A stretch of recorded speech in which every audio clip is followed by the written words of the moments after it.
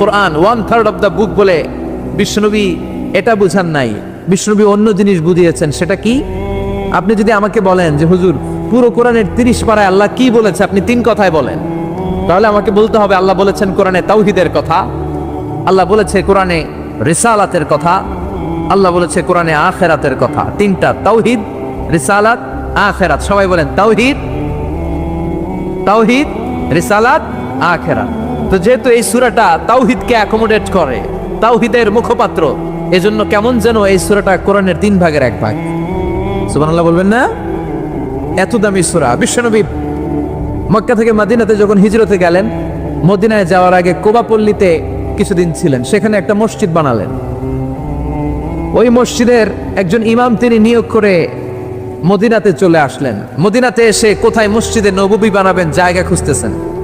বিশ্বনবী কিন্তু ভালো লোকেশন খুঁজতে জানতেন।